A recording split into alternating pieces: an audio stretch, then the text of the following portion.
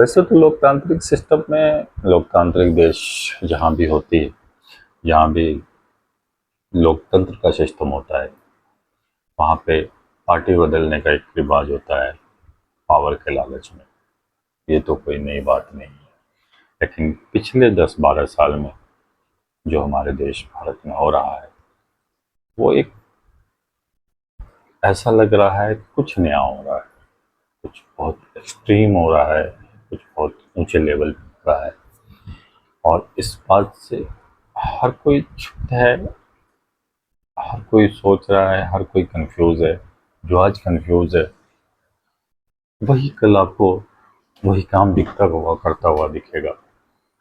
हाँ, बहुत सारी चीज़, जैसे राघव चड्ढा का भी अभी नया केस है, जो ईडी, सीबीआई और मतलब पार्टी बदलने को लेकर इतना ज़्यादा मुखर होकर जो बंदा बोलता था, आज कितनी आसानी से वो बंदा और किस भाषा में बात करके अपने आप को बीजेपी के हवाले कर दिया। हम 3/4 आपके सांसद जा रहे हैं, विलय कर रहे हैं अपने आप को बीजेपी में। इंटेलेक्चुअल क्राइम इसे हम कहते हैं, is the most intellectual leader in India and he has done like intellectual crime. You can say it like it's intellectual crime. अगर कोई इंटेलेक्चुअल इस तरह से कर रहा हो, उसे हम क्राइम ही कहेंगे, और ये क्राइम ही है। तो क्या ये जो देश है, हमारे देश लोकतंत्र नहीं होके प्रतिनिधि तंत्र की तरफ पूरी तरह से बढ़ रहा है? क्या प्रतिनिधि ही इस बात का फैसला करने के लिए पूरी तरह से अधिकार हो चुका है?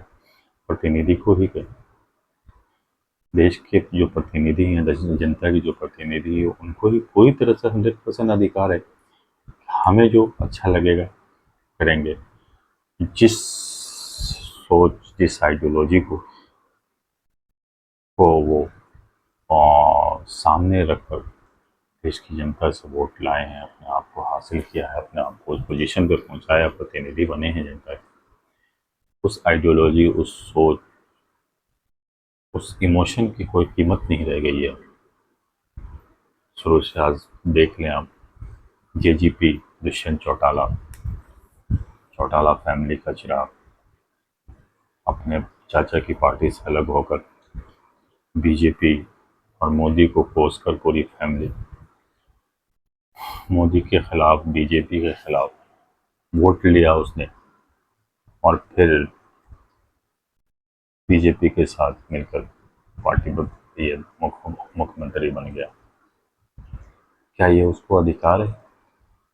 आप जिस पार्टी के खिलाफ जनता से वोट ले रहे हैं, देश की जनता आपको जिस पार्टी के खिलाफ, जिस आइडियोलॉजी के खिलाफ, जिस सोच के खिलाफ, जिस संस्कृति के खिलाफ आपको वोट कर रही है,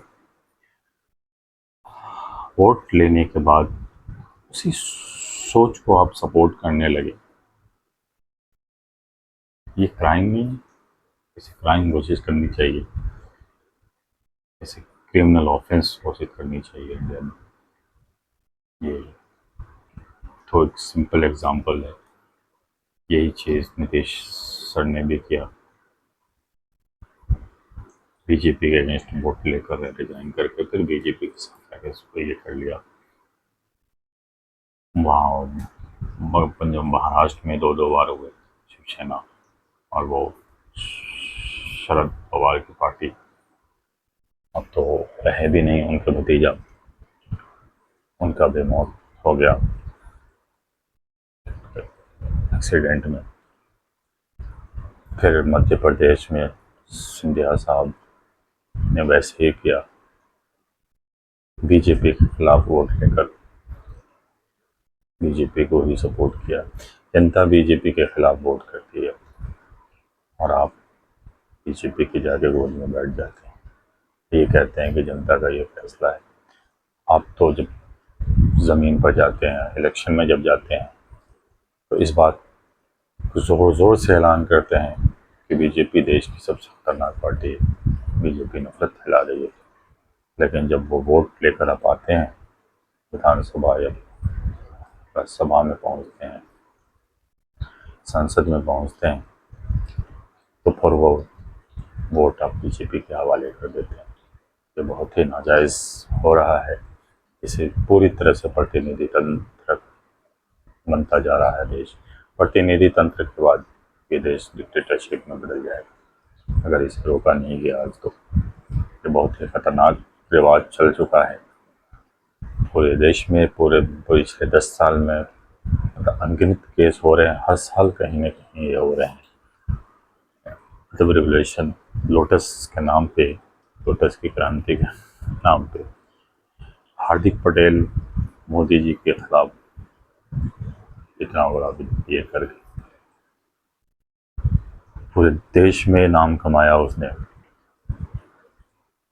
लेकिन जब कांग्रेस के साथ मिलकर वो जीता, विधायक बना, फिर उसके बाद फिर बीजेपी ज्वाइन कर लिया।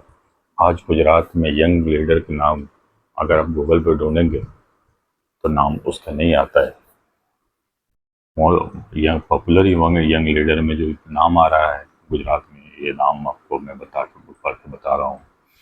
हर्ष सांघवी बीजेपी, ये उप मुख्यमंत्री हैं। रिवावा जडेजा बीजेपी, 1990 इनका डेट ऑफ बर्थ, ठीक है, ये भी मिनिस्टर हैं। गोपी इतालिया आपके हैं, ठीक है, युवा चेहरा हैं। ऋत्विज पटेल, ये गुजरात यूथ विंग के वहाँ लीडर हैं। लेकिन इसमें कहीं पे भी हार्दिक पटेल नहीं। क्यों? हार्दिक पटेल तो अकेले के दम पे इतना पॉपुलर हुआ पूरे देश में, आज बीजेपी जाने के बाद उसको कहाँ दबा दिया गया, वो कहाँ दब गई। इससे क्या साबित होता है? लोगों ने आपको जो सपोर्ट किया था वो बीजेपी के खिलाफ, लोगों की इमोशन, लोगों की सोच, लोगों की सपोर्ट जो थी आपके लिए वो बीजेपी के खिलाफ थी, ना कि बीजेपी के फेवर में।